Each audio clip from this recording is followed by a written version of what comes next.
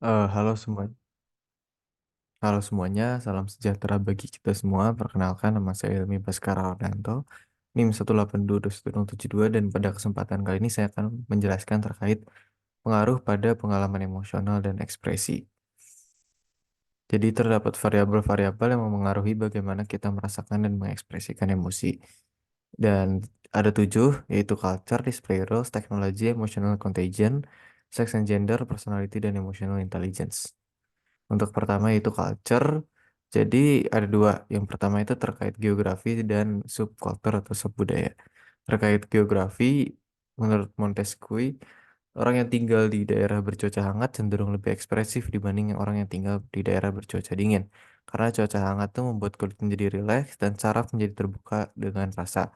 Sedangkan cuaca dingin menghambat sensitivitas rasa.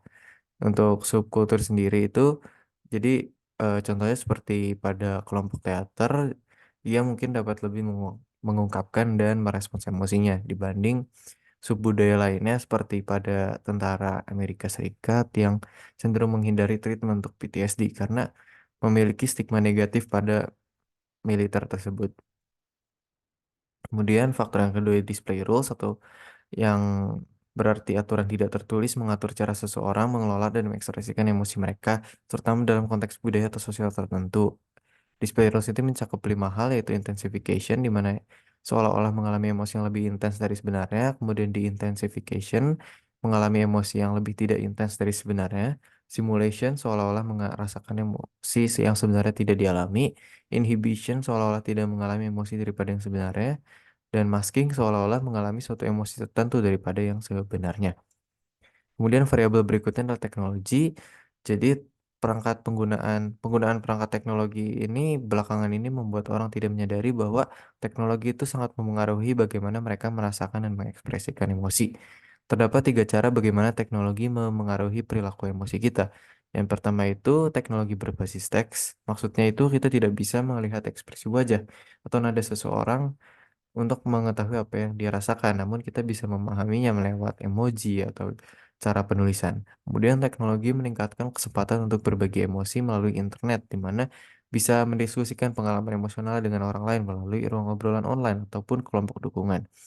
Kemudian dapat juga dengan cara berbagi emosi dengan teknologi. Banyak orang mengalami emosi yang intens dan tulus saat berinteraksi dengan teknologi.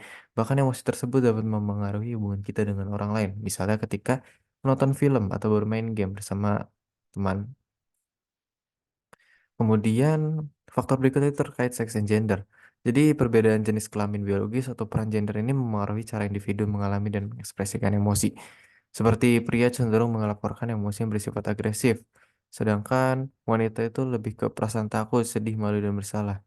Kemudian juga beberapa penelitian mengatakan bahwa wanita cenderung mengalami cemburu emosional, sementara pria cenderung mengalami cenderung cemburu seksual pada hubungan pribadinya. Kemudian peran gender tidak hanya memengaruhi ekspresi emosi juga, tetapi juga pengalaman emosi seseorang. Wanita yang sangat feminim cenderung mengalami rasa emosi negatif, sedangkan pria yang sangat maskulin memiliki pengalaman sosial yang kurang memuaskan.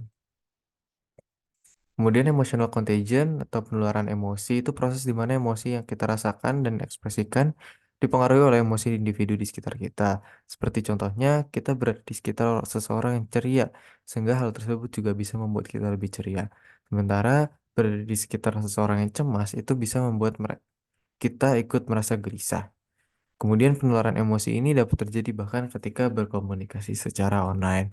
Beberapa penelitian menunjukkan bahwa efek penularan emosi itu lebih kuat pada emosi negatif, sedangkan penelitian lainnya mengatakan pada emosi positif. Kemudian menurut riset, terdapat 3 aspek kepribadian yang memengaruhi pengalaman emosi, yaitu pertama agreeableness, kedua extroversion, dan neuroticism. Agreeableness terkait kesopanan, kemudian extroversion terkait extrovert, dan neuroticism terkait kecenderungan berpikir negatif tentang diri. Yang terakhir itu terkait emotional intelligence, yaitu kemampuan seseorang mengenali dan mengungkapkan emosi dengan akurat.